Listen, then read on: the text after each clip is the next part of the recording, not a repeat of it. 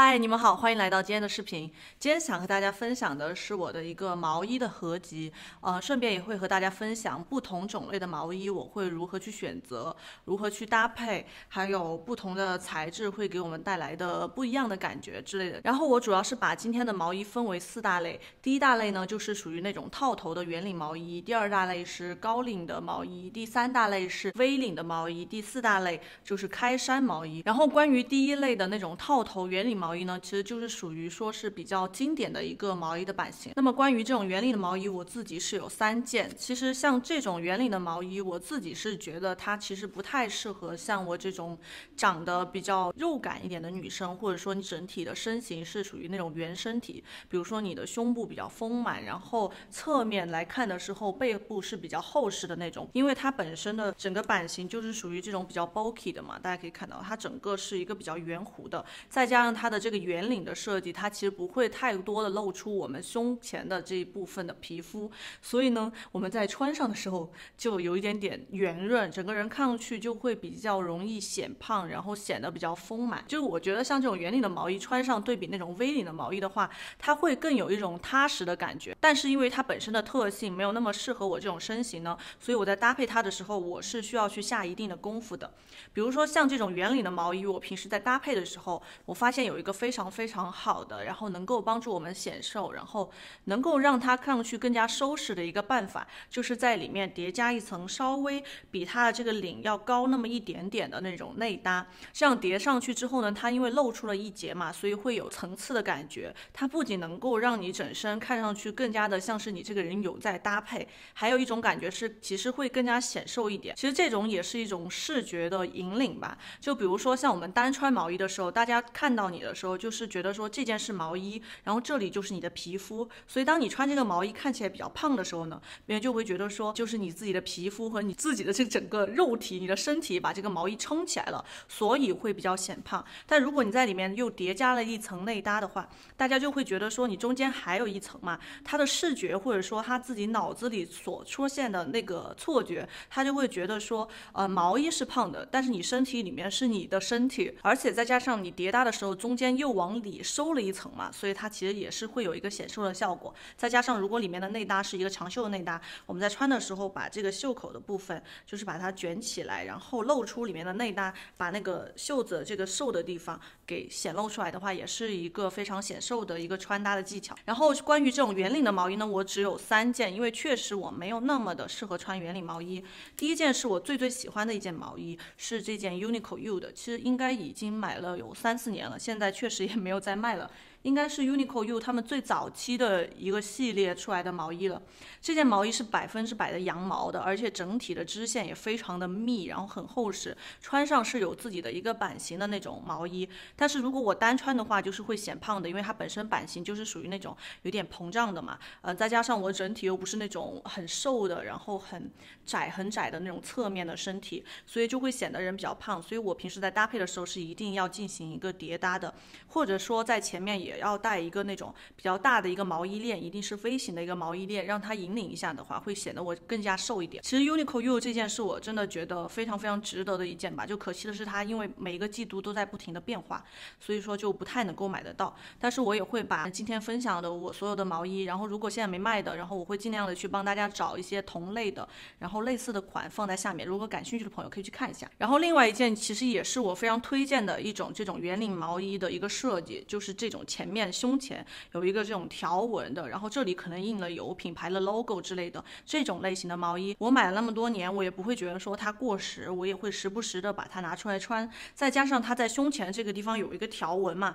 所以其实我们在搭配的时候也是非常好搭配的。比如说你就穿一个毛衣，然后再穿一个外套，当你把外套敞开来的时候，因为胸前的这个地方的设计是一个条纹的设计，它其实也是一个能够帮助我们显得更高的，因为它其实有一个抬高腰线或者在你的上半身有一个视觉亮点的一个效果的，就会让你整个人看上去更高。然后接下来的另外一件呢，就是属于是我之前在 Everland 合作的时候选的一件嘛，是一件100%羊绒的一件毛衣，但是它因为织线是属于那种有那种螺圈纹的螺纹的一个设计，所以它穿上也不会说像羊绒普遍的那种毛衣比较软塌塌的，然后领口的这个地方也是有自己的这个竖条纹的一个纹路的。如果像这种螺纹，它也也涉及到领口的话，其实是会显得人比较胖一点的。像这种竖条纹的设计，当你在看的时候，它会也是有一个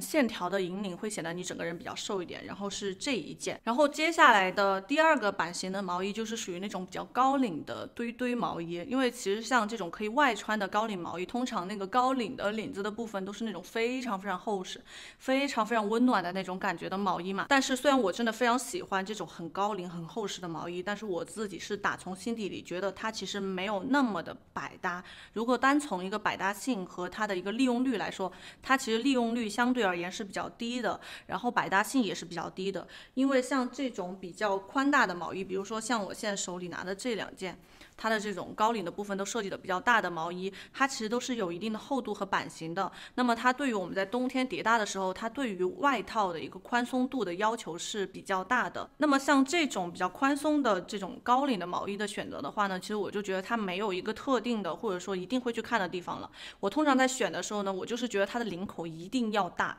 如果说是那种它本身是想要做的大大的，但是它好像力不从心，然后又做的比较小的话，就会显得这个人小家子气的那种感觉。所以我通常在选的时候，就是这个高领它一定要大，如果它不大的话，我就是觉得不 OK 的。那么这件蓝色是我今年刚刚收到的，是来自一个 LA 的一个品牌。然后这件毛衣它主要我当时看上的地方就是第一点是它的颜色是属于那种雾霾的蓝色，就像这种雾霾的蓝色都流行了好几年的一个颜色了嘛，然后也是属于比较耐看的颜色。就比如说我们在想要去尝试一点那种比较鲜亮的颜色的时候，我都是建议大家去选择那种加了灰度的，就比如说像这种雾霾蓝呀，然后像那种抹茶绿，然后加一点点灰度的那种绿色，然后黄色也可以是那种加了灰度的鹅黄的那种黄，都是属于那种比较耐看的颜色，然后没有带有侵略性的。那么像这种宽松的毛衣，其实在我的之前的那个叠搭的视频里面也和大家分享过，就是像这种比较宽松的毛衣，如果我们穿的时候不要那么的显胖的话呢，你还是要进行一个叠搭的，就你就不要在那个领口的部分了，因为领口的部分就算在叠搭它其实也看不到嘛，因为像这种超高领，你只是说让它没有那么就是痒痒的，不会就是痒脖子之类的。像下摆的地方呢，就最好去选择一个稍微长一点的内搭，然后可以是那种长版的 T 恤呀，或者说是长版的一个衬衫，或者说你也可以用别针把这个地方别起来，只要能够让它把那个层次感体现出来就好了，其实就会比你单穿要显瘦非常非常多。然后另外一件像这种高领的毛衣，它其实就是属于那种不算是一个特别高的高领了，我觉得算是一个中高领的设计，也是我在4年前了吧，应该4、5年前买的一件 cos。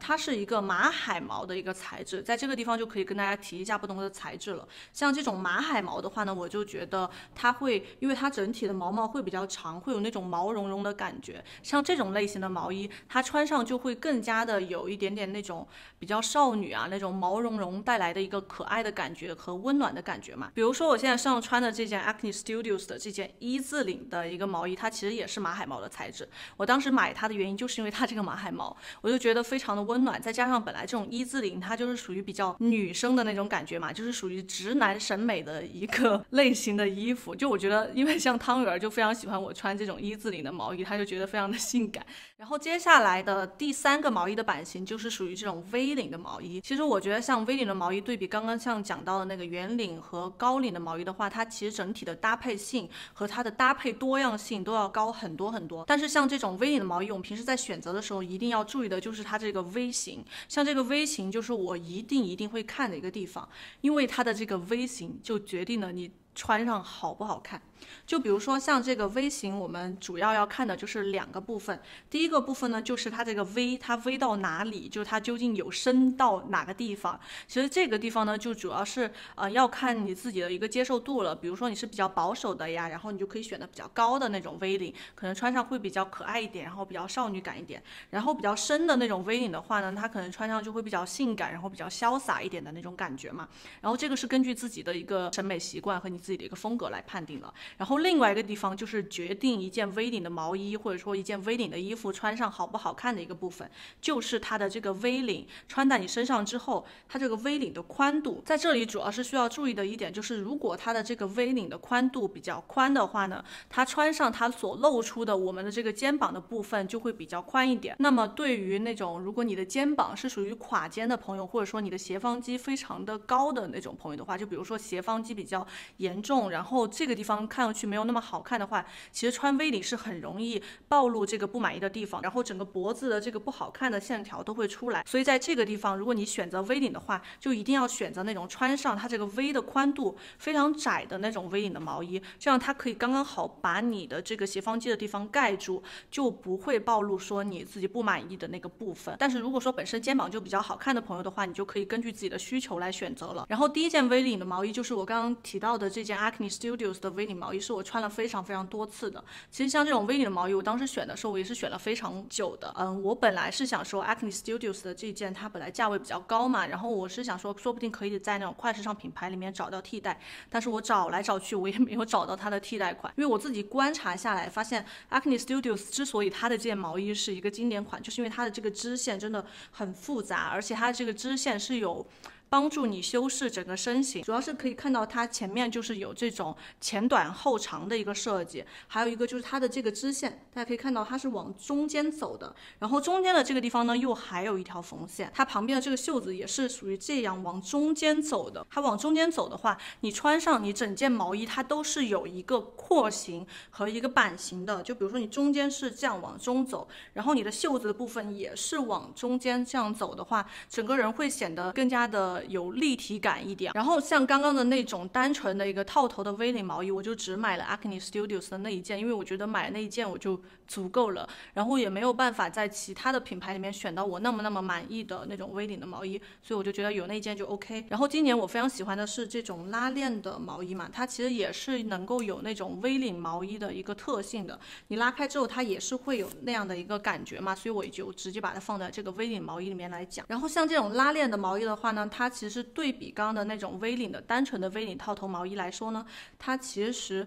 会有的另外一个特性就是它会给你整身带来一个比较休闲的感觉。因为以前这种拉链它都会安在那种卫衣身上，像那种卫衣的话呢，你穿上去会比较有休闲运动感，那么现在安在毛衣身上呢，它也就会把毛衣也整个有那种休闲的，然后比较酷的，然后街头的感觉带到这件毛衣身上。还有一点就是像这种拉链式的毛衣的话呢，你在穿的时候它会变化性会比较强，因为它就可以瞬间的变成一件高领毛衣，再加上其实它的这个拉链大部分都是有一个设计的嘛，比如说我现在手里的这一件就是属于这种圆环的一个设计，其实你穿在身上的时候你就不需要去搭配项链种种这一类要在脖子上面增加五金的这些配饰了，因为它本身就已经给你整身带来了一个这种五金的一个东西了，就一个五金的装饰也能够让你的脖子的这个地方显得没有那么的空旷。然后另外一件呢就是属于 Everland 之前选择的，它其实是属于这种纽扣型的一个像 polo 衫一样的设计，然后这件它其实也是属于这种你把纽扣打开可以变成 V 领，然后扣上可以变成一个中高领的一个设计。然后像这件它比较好的一个地方就是因为它是一个羊绒材质的衣服，所以它整体的版型比较软，然后比较亲肤，所以你也可以把它作为最里层的一个内搭来搭配我之前推荐那种套头的毛衣，它其实也是可以就是有那种叠搭的感觉的，而且因为它这个羊绒的材质穿上非常舒服，所以你把它作为一个最里层的搭配也是非常非常保暖和舒适的。然后最后一种的毛衣的版型想和大家分享的就是属于那种开衫的毛衣。其实我今天的这种毛衣的版型的一个排列，其实我是把它的那个搭配的范围就是依次来排的，就把搭配的范围的越广的放在越后面。那么像这种开衫的毛衣的话呢，我就觉得是属于我其实偏向于最推荐的一个毛衣版型，然后我其实拥有的也挺多的。那么像这种开衫的毛衣的话呢，你平时在选的时候它其实也是有分领口的，然后领口其实主要也就是分为像这种圆领的领口和这种 V 领的一个领口。然后像这种它起静电了怎么办？那么像这种 V 领的领口你在选择的时候其实也就是根据我刚刚分享的那个套头的 V 领如何去选择就 OK 了。然后像圆领的话呢，它其实就稍微的要比圆领的套头毛衣它要更加的有灵活性一点，因为比如说你就觉得那个套头的这个地方会比较显胖的话，你其实是可以把扣子解开嘛，它也可以制造出一个比较松松的那种感觉，所以它对比那种套头的圆领毛衣来说呢，它就会更加的百搭一点，然后灵活性会更高。那么我平时在选择这种开衫毛衣的时候，我首先第一点会看的就是它整体的一个厚度和它的那种版型的一个廓形的程度，因为像这种开衫毛衣，它本身是属于一种开衫的设计，像一个小外套一样嘛。那么我在搭配的时候呢，我因为要考虑到它冬天的时候究竟适不适合我把它作为中间的那层的叠搭，就比如说我还可以在外面套大衣或者套外套的话呢，我就不建议大家去选择那种非常非常厚实的有自己的版型的那种开衫，比如说有一个非常大的泡泡袖啊，然后非常大的那种廓形的设计的话呢，我就是非常的不推荐，或者说像那种现在我穿的这种蝙蝠袖，都是我非常非常不推荐的一种版型的开衫毛衣，因为像那种版型的话呢，它就只能当做是你在春秋天的时候外穿了，冬天作为叠搭的话就基本上属于不可能，那么利用率就比较低嘛。然后像这种类型的话主要是分为两种，比如说像我现在手里的这种也是一个羊绒材质的一个开衫毛衣，然后它穿上的话呢就比较软，然后比较贴你的身形，我觉得它就不太适合说那种身体比较圆润然后比较有肉的朋友，因为像这种薄的材质的话，它穿上会比较容易把你身上的肉啊那种给显露出来嘛，那么当你在外穿的时候就可能没有那么的好看。但如果本身就比较瘦的朋友穿这种毛衣的时候会显得比较的那种温暖一点呀，然后比较那种瘦弱的那种感觉啊，是我比较喜欢的这种薄材质的一个地方。然后另外一种材质呢，就是我现在手里的这种，它就比较厚实一点，然后它上面可能还有一些织线呀。然后这件是我最近非常非常喜欢的一件开衫毛衣，我有2个颜色，就因为我太喜欢它了，带有家庭温度感的一个毛衣了，就是这种非常大的一个织线，然后上面配有这种木质的一个扣子呀，然后穿上就会非常的有那种家庭带来的那种温暖感吧。虽然我妈她根本不会织毛衣。然后像这种开衫的话呢，它整体的因为它的毛线会比较粗一点，所以它的版型会比较硬挺一点。那么当你在外穿的时候呢，会比较适合那种身上有肉的朋友，然后你可以稍微的藏住你身上的一些肉。然后像这种类型的开衫毛衣，我平时在搭配的时候，我主要是有2种的搭配思路吧。然后第一种就是属于像这样正常穿，然后里面也可以作为加一个那种高领的叠搭，让它有一个那种往里面收进去的感觉。然后另外一个地方呢，就是我会经常的利用它的这个扣子，比如说你可以上半部分把它解开来穿，然后这个地方的话呢，你可以戴一个项链，然后可以把项链露出来。然后另外一个是我自己最新发现的吧，就是我比较喜欢的是只系前面的可能1颗或2颗扣子，然后把下半部分的扣子解开。像这种类型的穿搭比较适合说我们在进行叠穿的时候，就冬天在外面再套一件大衣，然后把这个下摆的部分解开，然后它其实也是能够营造出一个三角的一个效果，其实是会比较显瘦一点。然后另外2件我这种开衫的毛衣就是属于 V 领的一个设计了，然后它的材质是属于那种有点绒感的。那么像这一件衣服是我最近Revolve 选款的时候我选的一件，当时我看上就是它这个大红色的一个颜色，因为我想的现在马上要圣诞节，然后圣诞节过完又马上要春节，都是属于那种非常适合穿红色毛衣的一个季节嘛，我就想选一个红色的毛衣。但是为了让它整个搭配性比较丰富一点的话呢，我就选了这种开衫，因为开衫你可以在中间进行一个叠搭，然后稍微露出一点点红色的一个效果。然后这一件呢，它有一个非常好的地方，就是它因为它这个 V 领非常大，然后非常宽松，所以我在搭配的时候，我发现它其实可以把它当做一个这种露肩来穿的。然后另外一件呢是比较有特色的一件，是我去年的一件毛衣了，然后它是这种黑色的设计，但是它非常有特色一点就是它里面有垫肩。就非常有趣，因为它穿上之后呢，就会把你的这个肩膀的地方显得比较立挺一点，所以这种类型有垫肩的毛衣的话呢，它就可能比较适合像那种肩膀比较窄的朋友呀，或者说你的肩膀是落肩，就是那种垮肩的朋友，它可以稍微帮你垫起来一下，然后会显得整个人比较精神，因为本来像这种毛衣的材质就比较软塌塌的。然后好了，这就是我这一次想和大家分享的我如何去搭配，然后挑选这种类型的毛衣和我自己的一些毛衣的合集。因为像我的毛衣也是属于我好几年买下来的嘛，有些都已经4、5年的时间了，所以不一定它现在都还有在卖。那么如果说它现在没有在卖的话呢，我也会帮大家找就是比较类似的款，或者说比较贵的款的话呢，我也会给大家找那种比较平价的款来放到下方的信息栏或评论里面，如果感兴趣朋友可以去看一下那么关于大衣的合集的话呢，其实本来我是想这一支视频发嘛，但是结果我们就是去搭配啊，然后我自己去总结的时候，发现其实大衣我其实还是需要再攒一攒的。然后今年我可能还需要为了就是视频能够帮大家更加丰富的话，我可能要再去购入1、2件那种比较有特色的大衣，所以可能时间就往后延一延。然后这就是我这一次的视频，如果你喜欢这支视频的话，就请帮我点个赞，然后也可以关注我的频道，以后就可以第一时间看到我的视频更新，也可以去关注我的微博、微信公众号和 Instagram，因为我都有在定期的发。那我们下支视频再见，拜拜。